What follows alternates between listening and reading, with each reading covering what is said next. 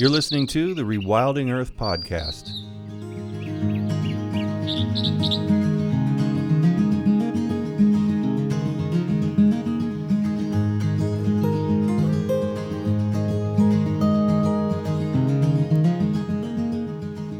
The Rewilding Earth podcast is supported by businesses such as Patagonia, Catula, and Biohabitats, as well as the Whedon Foundation and listeners like you. If you love the work that the Rewilding Institute is doing, please consider donating at rewilding.org. And be sure to sign up for our weekly newsletter while you're there.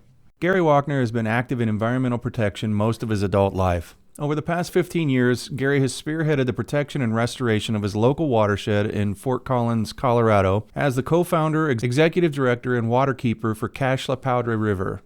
Since 2010, Gary has played an increasing role in Colorado river protection throughout the southwest U.S. by co-founding and directing the Save the Colorado River campaign with New Belgium Brewing and Patagonia.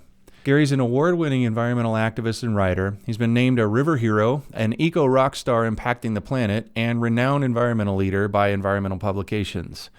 Gary writes, travels, and advocates internationally for the protection of rivers, fighting climate change, and stabilizing human population. I grew up on a river, and they've always been kind of close to my heart, I believe. I became much more of a activist and advocate about 20 years ago when there was a proposal to build a big, huge dam on the Cache la Poudre River in northern Colorado, which flows through Fort Collins. And I was working with some friends at that time, and we decided to speak out against it. You know, I guess more on a personal note, when I moved to Fort Collins many years ago, I purposely bought a house right near the river and spent a lot of time down the river, the Cache la Poudre River, with my kids when they were very young. And it was sort of the place where we kind of ran wild and learned about nature. And so the idea that it was going to be further drained and destroyed hit close to my heart. And so I kind of dove into it. And it was sort of the same time where I was making a bit of a transition. I was working in the academic world at the time, and I was looking to become more of an advocate and just get more, kind of sink my teeth in and try to make a difference. So a bit of a confluence of events there, kind of a lifelong interest, a history of working on being around rivers and enjoying them. And then a personal stake in a river that's going to, in a dam project that was going to further drain and destroy the river that I was closely connected to in downtown Fort Collins. You're telling a similar story to a lot of people who have a far more passing interest than you do in rivers, because out of that, it seems that you developed an insatiable desire to work on river-related issues, not just in your neck of the woods or nationally, but globally. Can you talk a little bit about how this has all blossomed into much, much more than that first thing that got you going?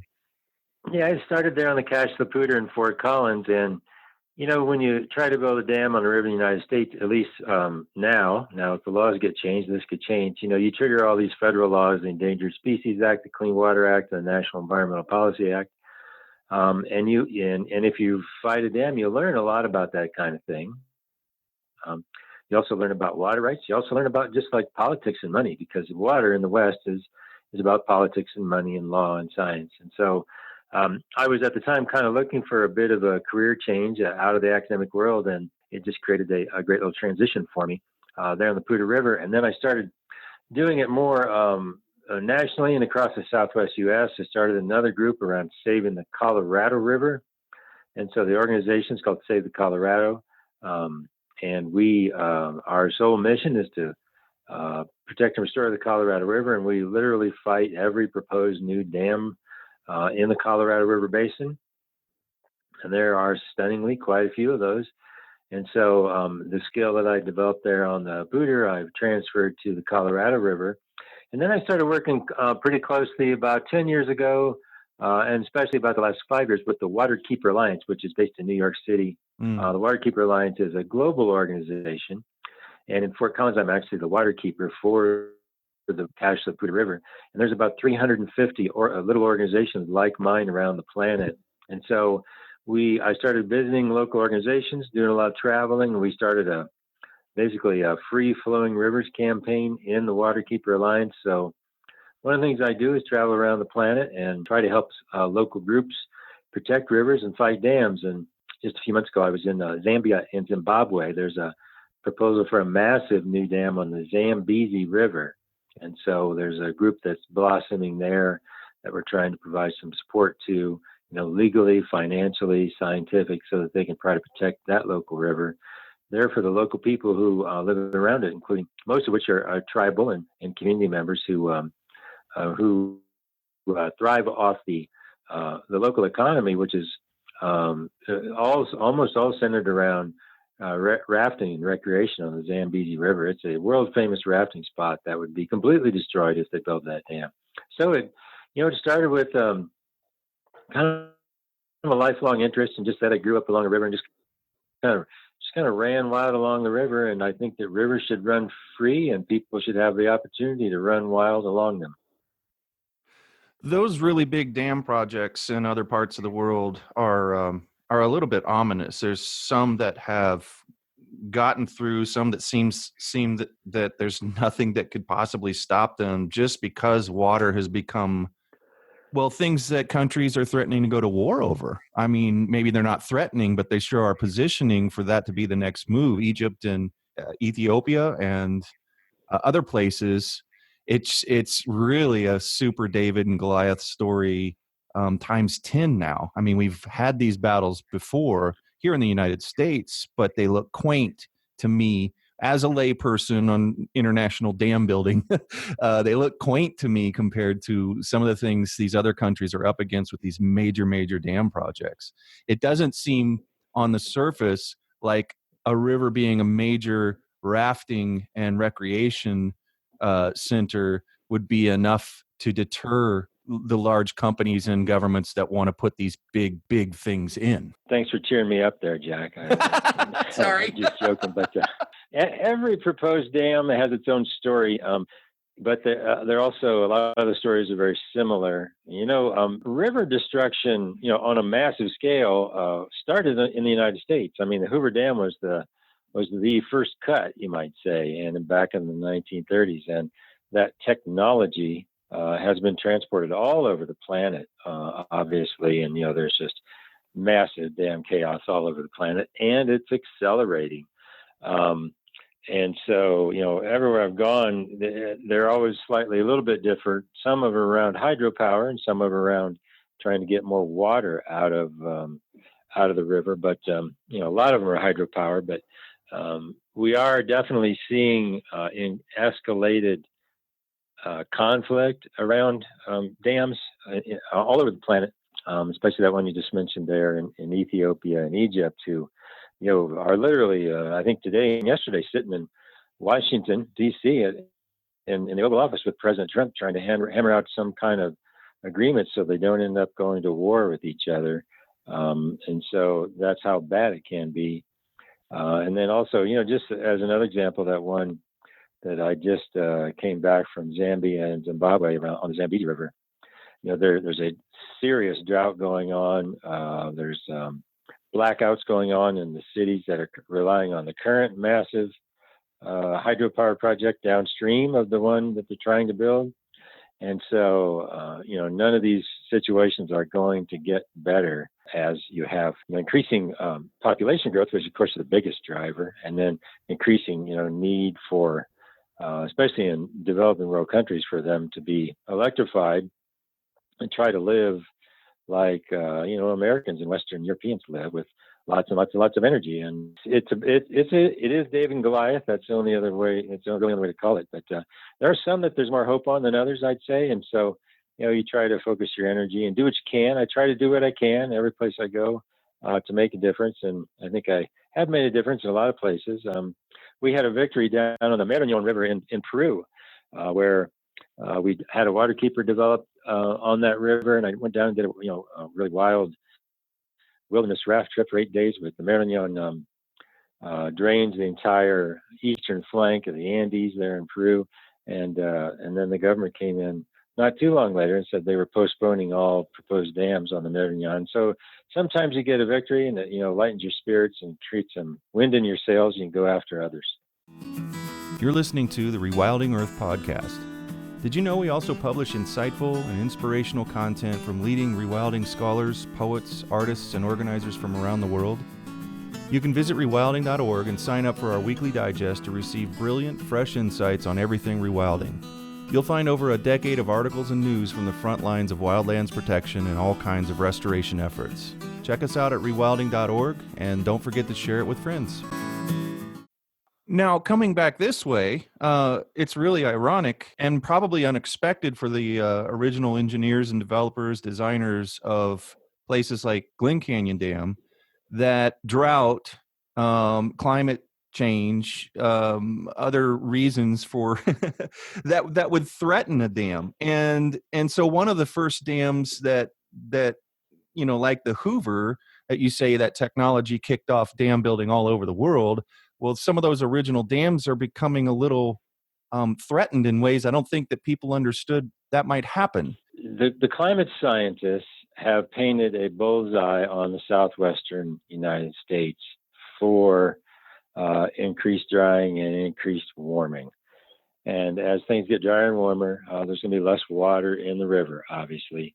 And that has occurred over the last 20 years. And every scientist who is looking at it is predicting it's going to increase, continue to occur, and in fact, increase.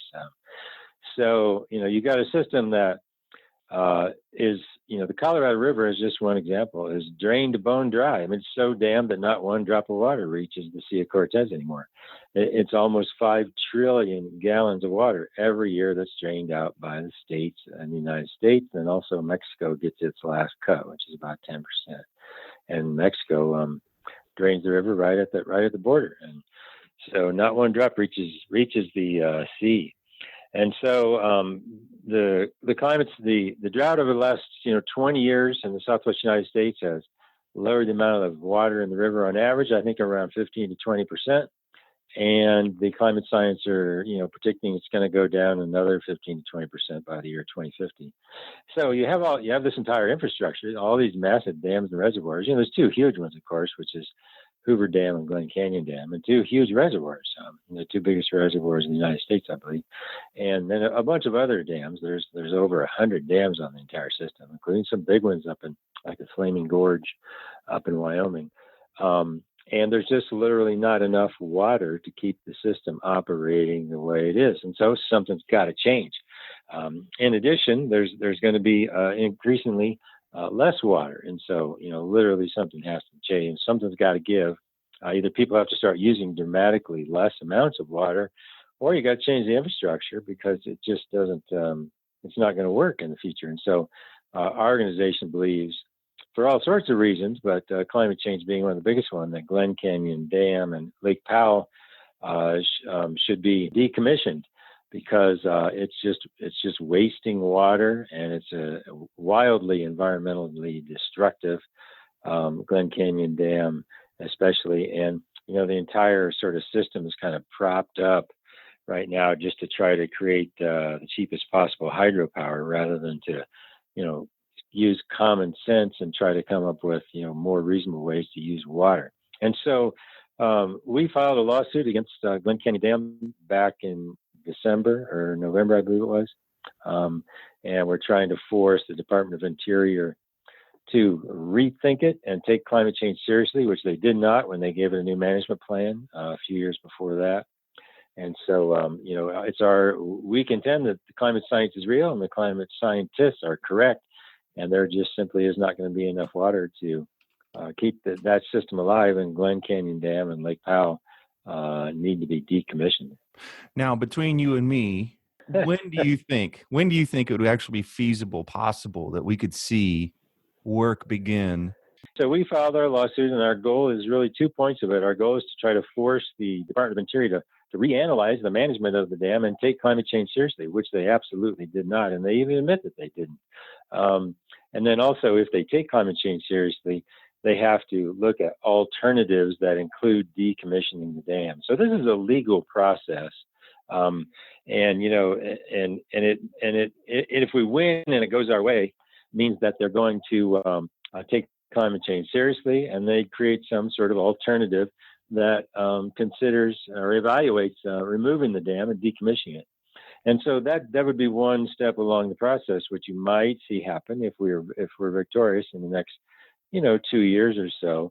then you enter into a whole different world of, trying to get the federal government to, act on a court's decision, which is a kind of a whole different beast. But here's where I'm at on Glen Canyon Dam.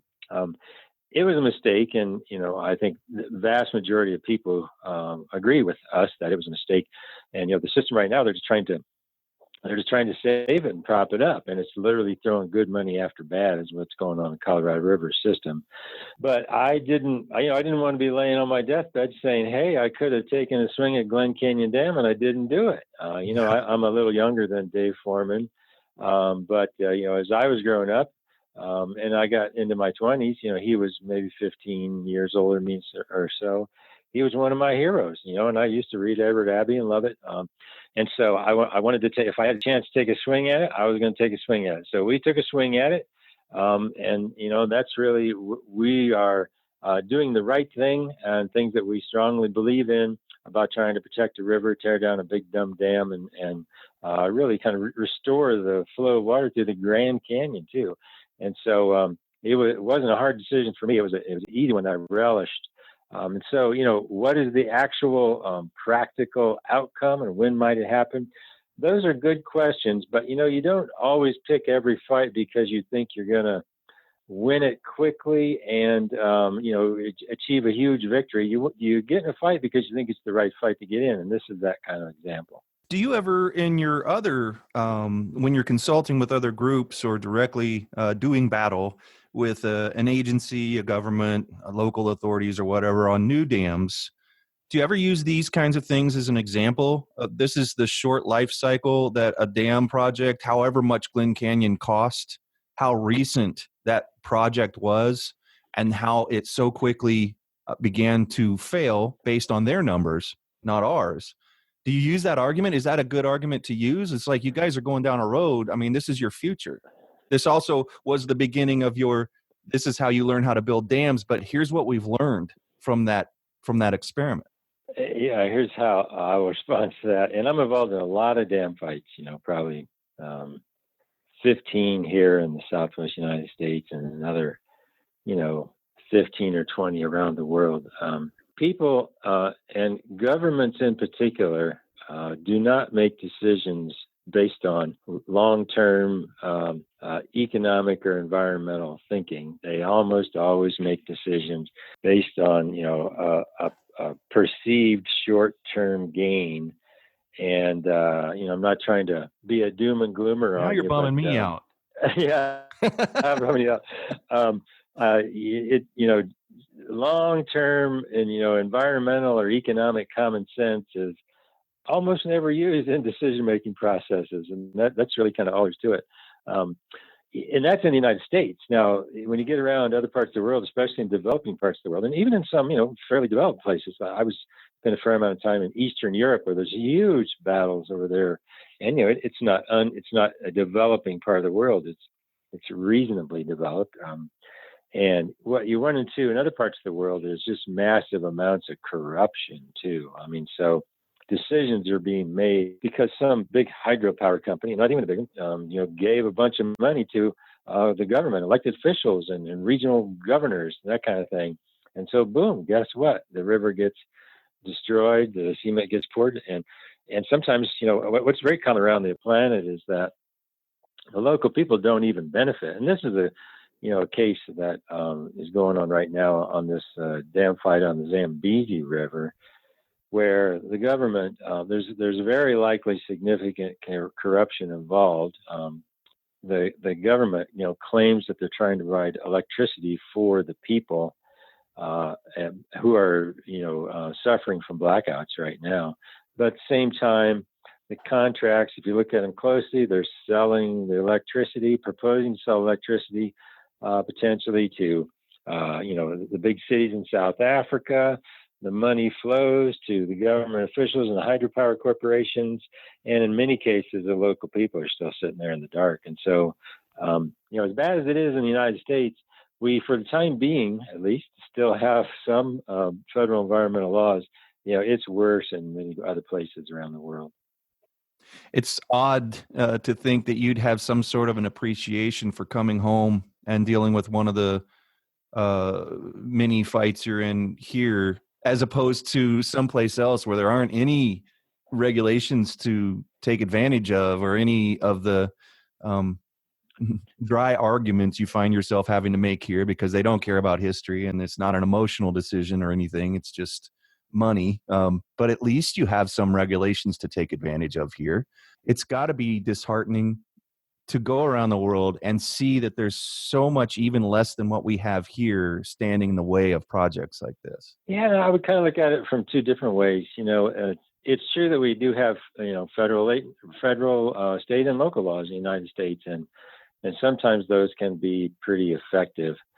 On the other hand, one of the downsides to just being an environmentalist, an environmental advocate in the United States, is so much activity we've seen, is more professional, I would call it. It's more actual, people who are paid, sometimes reasonable amounts of money to engage in these permitting battles. It's a lot of scientists, a lot of attorneys, it's a lot of letter writing, it's a lot of court processes. And that has just a certain kind of, I don't know, it gets professionalized, and part of the passion gets sucked out of it. Whereas in some other parts of the world, you see these dramatic battles going on where local communities, stand up and just like blockade the road and say, no, you're not going to build a dam. And, there's a movie just came out about a year and a half ago, and I happened to be over there and got to visit with some of the people involved with it in Eastern Europe, where they're trying to build a dam in this little town, and a bunch of women just decided they didn't want the dam to build because it was going to take away their water, and they wouldn't be able to fire anymore. And they blockaded the road, and they kept a 24/7 blockade across this road for, I think it was almost a year and a half. And the Wow. hydroelectric company finally stood down and said, "Oh, we're not going to do it." And then, and there's a woman, they're called the Brave Women of Krushisha, and they actually stopped it. So you see, different kinds of environmentalism. In some ways, the environmental movement, I think, in some ways in the developing world, it's almost healthier because it's more local and it's more passionate, and people are fighting about, local passionate things they really care about, and they're in the streets and they're doing activities like that rather than sitting behind a computer putting in like a comment letter on an environmental impact statement or something. Yeah, and probably we've just dressed up our corruption as regulations and laws. And, I wouldn't say that we should probably put ourselves on any sort of pedestal there. I think the theft of water and building of dams and everything, it just looks a lot more official here. We have legalized corruption in the United States. In a lot of third world or developing world countries, they'll just give money to the person. In the United States, it's legal to quote unquote lobby them and spend vast amounts of money lobbying, and it's legal to give money to their campaign for re-election. So, we've legalized corruption in the United States, and there's really no other way to word it. What if you had the chance to develop an army of river advocates like you? What would be the first thing you would want people to go and do? What we really need is to move to what I would call more of a rights of nature approach to protecting rivers. And I always give this quick example. Here in Fort Collins, Colorado, the Cache la Poudre River runs through town, and it is legal to drain the river bone dry. So the farmers in the cities can suck every drop of water out of the river, and throughout the year they occasionally do that, and it doesn't break any law. But it's illegal, if there's water in the river, to walk down there and dump a 5-gallon can of gasoline in it, because that pollutes the water. So the way I try to word it is that the water has a right to someone owns it, and it has a right to some degree be clean. But the river itself has no right to exist at all. And so nature itself really doesn't have any rights. And, in the United States, we do have a few federal laws that kind of tickle the edges, especially the Endangered Species Act. But, by the time you deal with an endangered species, it's already like 99% gone usually. And so you're in like a life support system at that stage. But, we need more like a rights of nature approach, or just kind of a healthy ecosystem rights approach, so that watersheds and rivers have a right to be there, rather than the exact opposite, which is like the entities, and they can be people, farmers, cities, frackers, industries, whatever, have a right to drain and bone dry.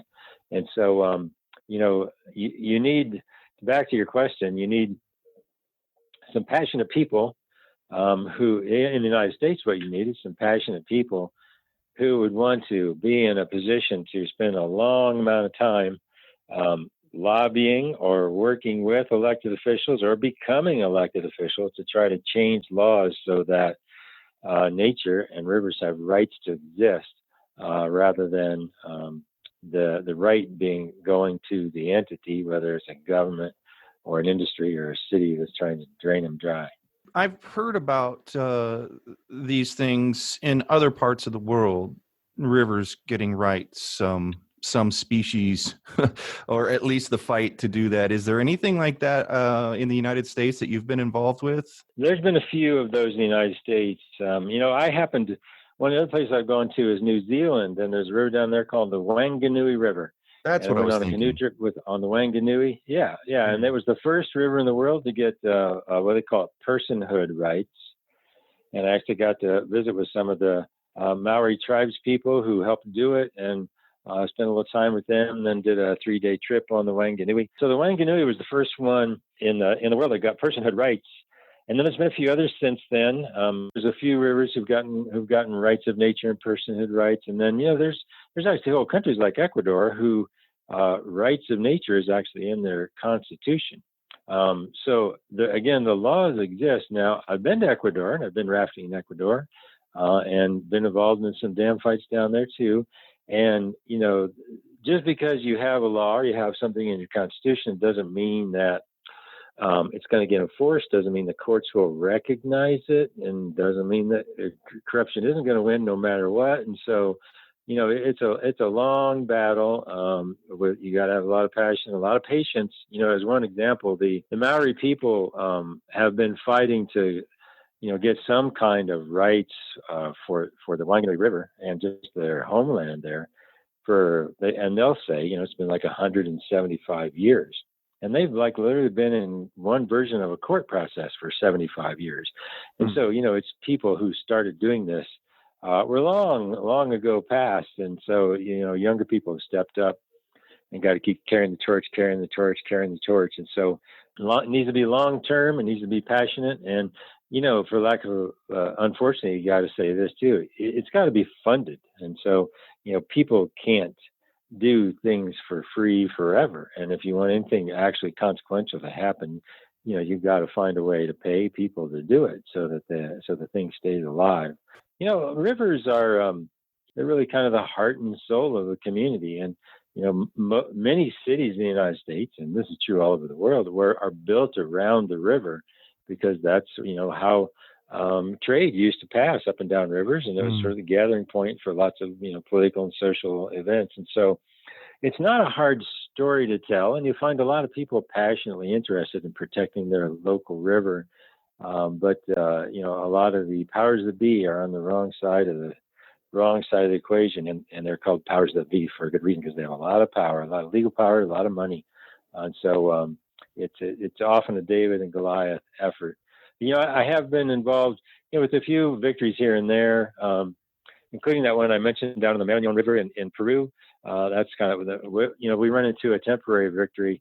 I think it was you mentioned David Brower. I think it was David Brower who said that in environmental work, every victory is temporary, but every loss is permanent.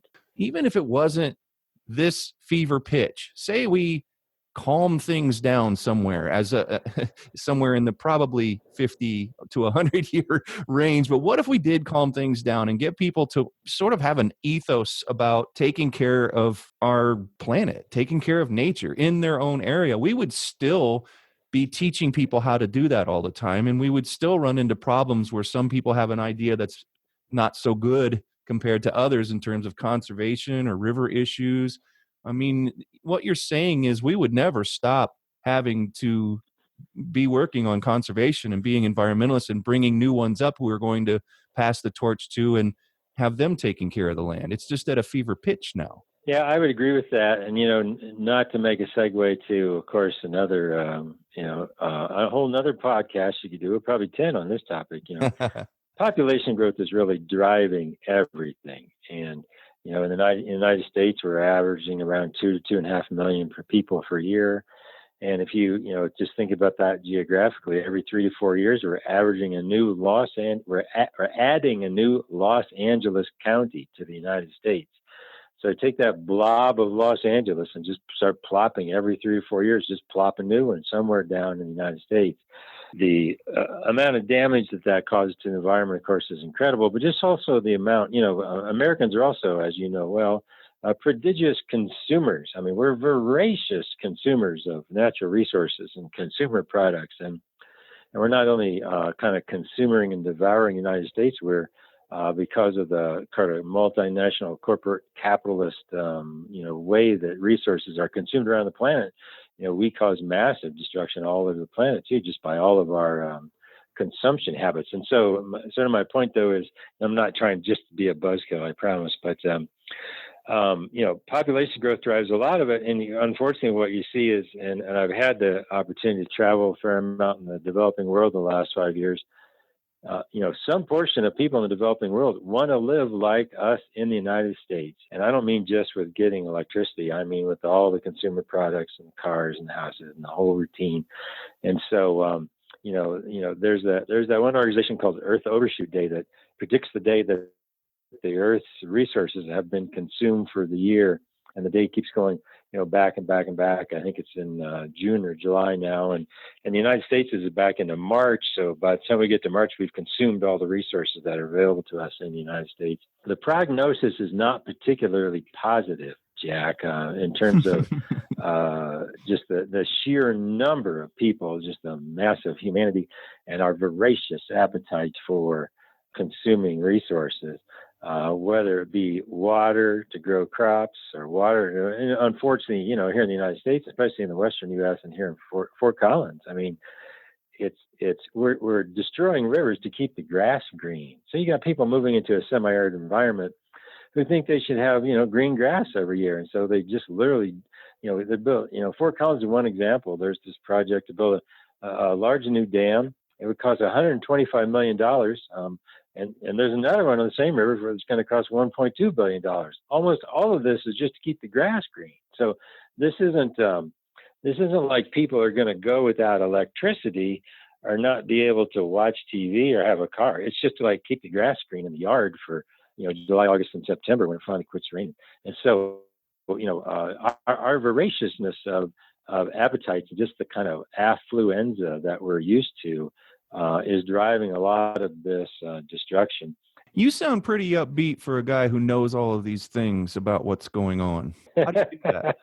It's kind of funny. I don't think the prognosis is good, but I'm dedicated to trying to make a difference. And I'm a strangely sort of upbeat person.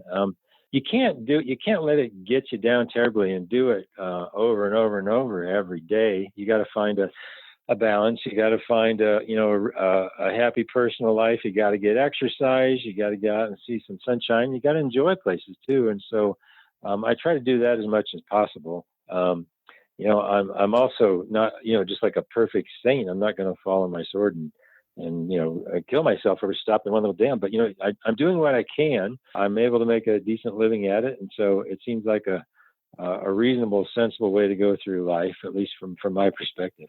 I can't think of anything that would make someone fall in love with the kinds of things that you work with at your organization, that you write about, than going down a river. Let's lighten it up a little bit. What's your favorite river trip? What's your favorite section of river? One of the best rivers in the West is the Yampa River that flows in northwest Colorado. It's got a couple sort of smaller dams up in its headwaters, but it's one of the almost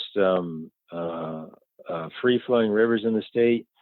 It goes through Dinosaur National Park or Dinosaur National Monument, which is beautiful and wild and pristine. It's got a couple of big rapids on it, and you feel like you're on a river that's still flowing and alive, and you kind of get away from all the cares and worries of life.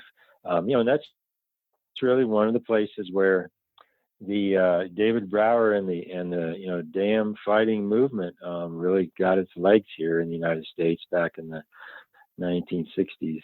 Was to try to save Dinosaur National Park, and So it's still there, and you can float it in May and June, sometimes even up in July if it's still got enough water in it, and it'll make you feel like the real thing and it's real alive. And, also one of the other things that helps is because it goes through the park, it's closely regulated. The number of people that are allowed in it is regulated, and so you don't run into too many crowds. And also, it's a sparsely populated place of Colorado too, and so there's just not a lot of people around. You can feel like you're maybe transported back into history a little bit too. So I try to do that kind of thing, once or twice a year, and I also try to travel quite a bit. And see some of these amazing rivers. I've had a lot of good fortune, not just the Zambezi River, but rivers in Nepal and South America. And so, you got to kind of recharge your batteries and feel like there's some great places worth saving. And really what makes it worthwhile. Everywhere I go, I run into amazing people, and there are just people who are so passionate about trying to keep rivers alive and keep them wild, that always makes it worth it, and I'm a writer, of course, and I end up writing stories about most places I go. And, half the story is usually about the place you're trying to save, but the other half's about the people who are trying to save those places and save those rivers, because that's where you get a lot of your batteries recharged and get a lot of your juice, because the human spirit is still working hard to try to keep nature alive. People are the problem, but they are also the solution. And you can't lump humanity all together and just say, I hate the whole thing because of those people that you're talking about. Thanks so much for your time being here with us on Rewilding Earth podcast. Yeah, thank you, Jack. I'm a big fan of rewilding, and I appreciate you reaching out. Thanks for listening to the Rewilding Earth podcast. We do what we do because of you. This podcast is supported by listeners like you who long to live in a wilder world. Please consider donating at rewilding.org and subscribe to our weekly news and article digest while you're there. To go the extra mile, you can follow and share Rewilding Earth on Instagram, Facebook, and Twitter. Bonus points for sharing this podcast with your friends. To listen to past episodes, go to rewilding.org/pod. That's rewilding.org/pod.